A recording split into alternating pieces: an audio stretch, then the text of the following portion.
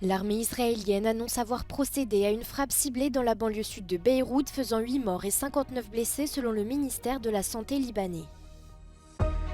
L'Union européenne accorde un prêt de 35 milliards d'euros à l'Ukraine pour aider le pays à faire face aux conséquences de la guerre menée par la Russie.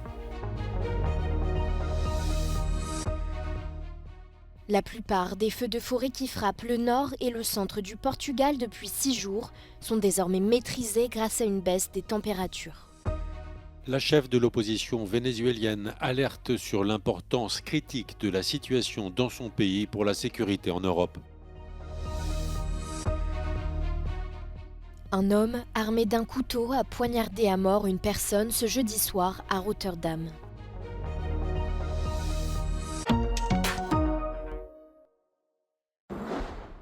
L'armée israélienne annonce avoir procédé à une frappe ciblée dans la banlieue sud de Beyrouth, faisant 8 morts et 59 blessés, selon le ministère de la Santé libanais. Selon l'agence Associated Press, la frappe ciblée visait un haut responsable du Hezbollah.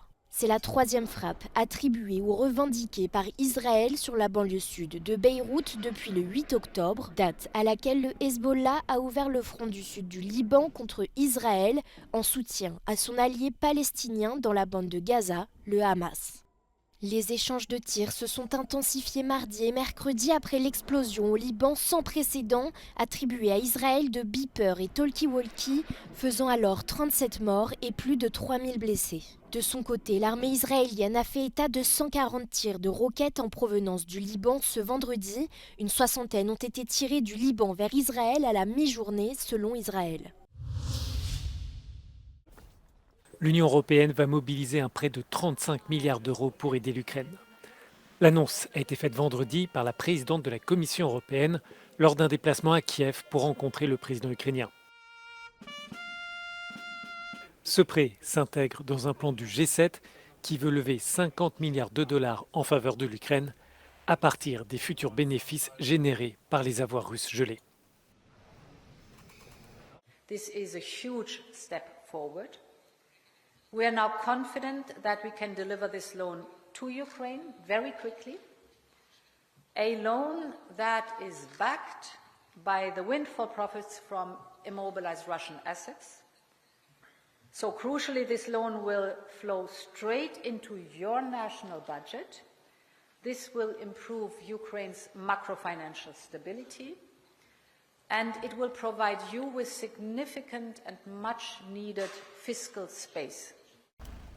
Le budget de l'Union européenne servira de garantie financière, ce qui signifie que le prêt devra être approuvé par le Parlement européen et par les États membres à la majorité qualifiée. La présidente de la Commission souligne que c'est à l'Ukraine de décider comment employer cet argent.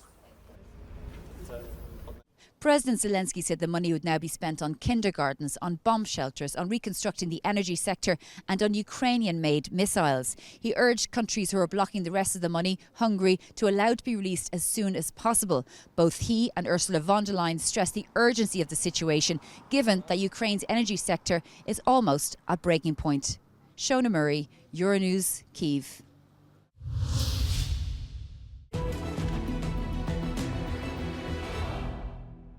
Russian forces have been reportedly tasked with pushing Ukrainians out of Kursk region by mid-October, which means in a month's time. Now, how doable that is? Geolocated footage indicates that Ukrainian forces recently marginally advanced east of Vysyola, which is west of the main salient. The question is if they continue to try to bypass Vysyola and immediately strike Glushkova. This move would allow them to press the Russian army group to a natural barrier, the same river.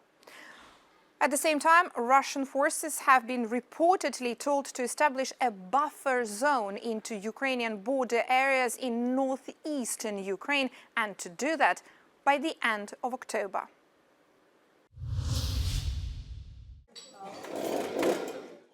La plupart des feux de forêt qui frappent le nord et le centre du Portugal depuis 6 jours sont désormais maîtrisés grâce à une baisse des températures.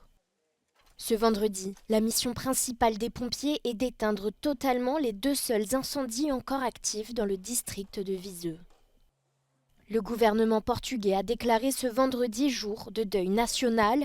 Ici, 5 personnes sont mortes dans les incendies, dont 4 pompiers, et près d'une centaine ont été blessés selon les chiffres officiels. Face aux milliers de départs de feu qui a sévi depuis le week-end dernier, plus de 121 000 hectares de végétation ont été ravagés au Portugal. Les habitants ont commencé à évaluer les dégâts. Beaucoup de maisons ont été détruites, ravivant le souvenir douloureux des incendies de 2017 qui avaient fait 119 morts.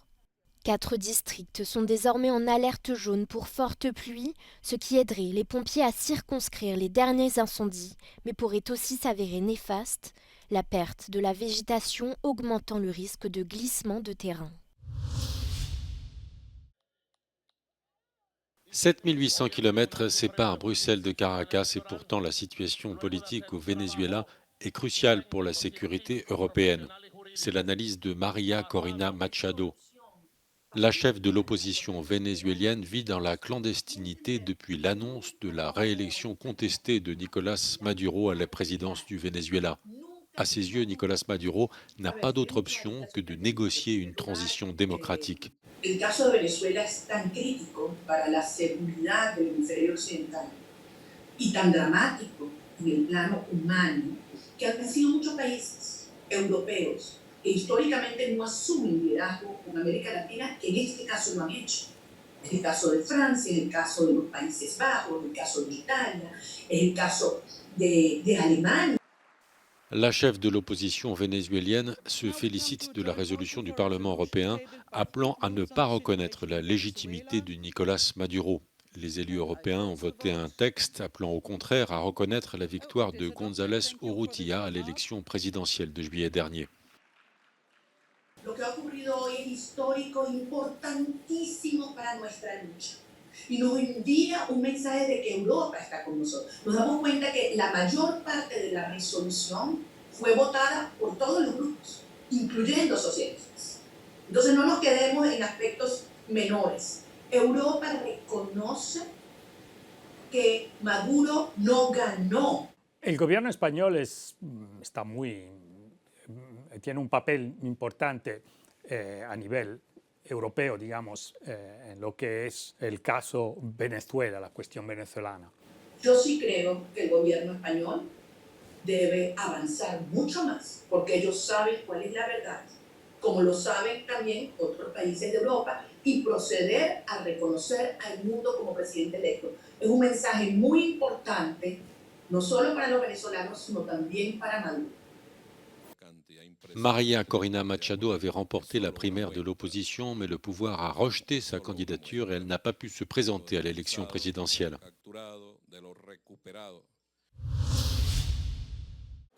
L'Albanie n'autorisera pas d'autres pays que l'Italie à héberger des migrants dans des camps d'accueil sur son territoire.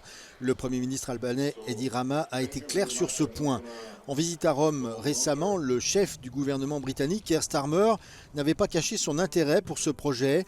Plusieurs autres pays européens y réfléchissent eux aussi. Rome a conclu un accord de 5 ans avec Tirana pour envoyer des migrants secourus en mer par les gardes-côtes italiens en Albanie, à Shengin, une ville située sur la côte adriatique au nord de la capitale albanaise. Ils y resteront le temps que leur demande d'asile soit approuvée ou rejetée. This is an exclusive agreement with Italy because we love everyone, but with Italy we have unconditioned love.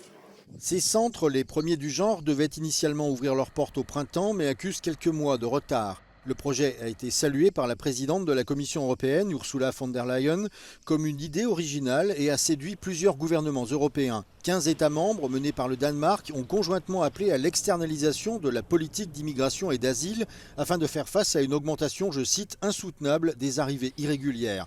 Le Premier ministre Edi Rama affirme que son gouvernement tente d'offrir une solution pragmatique à une question qui devient un sujet politique brûlant en Europe. We decided to do this. We decided based on the feeling of responsibility as neighbors, as Europeans. Of course, we are not Europeans with the EU, but we are still EU, so we are Europeans, and this cannot be taken from us. And this is also something we did instead of not doing anything. So Is it new or is it not new? Is it innovative or is it not innovative? It will work or it will not work. This is all to be seen, but for sure it's better than just fighting ideologically about this issue and doing nothing. Edi Rama a également nié que cette initiative puisse donner à l'Albanie un avantage concurrentiel dans sa candidature à l'adhésion à l'UE. Tirana est en effet dans la file d'attente pour rejoindre l'Union depuis une dizaine d'années. Un homme armé d'un couteau a poignardé à mort une personne ce jeudi soir à Rotterdam. Une deuxième victime, blessée, a été prise en charge par les services de secours et hospitalisée. Selon des témoins, le suspect aurait crié « Allahu Akbar », à traduire « Dieu est le plus grand ». Il a été arrêté par la police et transporté à l'hôpital en raison d'une importante blessure. Verdachte heeft Allahu Akbar geroepen, klopt dit? Dat hebben getuigen inderdaad verklaard. Dat nemen we uiteraard mee in ons onderzoek ook. Nou, hij is hier achter mij is een horecagelegenheid. Daar zaten heel wat mensen op het terras op het moment dat dit gebeurde. Die mensen zijn er achteraan gegaan. De politie was toen ook ter plaatse en met z'n allen hebben ze hem eigenlijk kunnen overmeesteren. Het is op dit moment echt nog veel te vroeg om daar conclusies aan te verbinden. We gaan de verdachte uiteraard horen en dan zullen we een beter beeld krijgen van wat hier vanavond heeft afgespeeld. Selon des témoins présents sur place, l'homme avait 2 grands couteaux et avait manifestement l'intention de blesser de nombreuses personnes.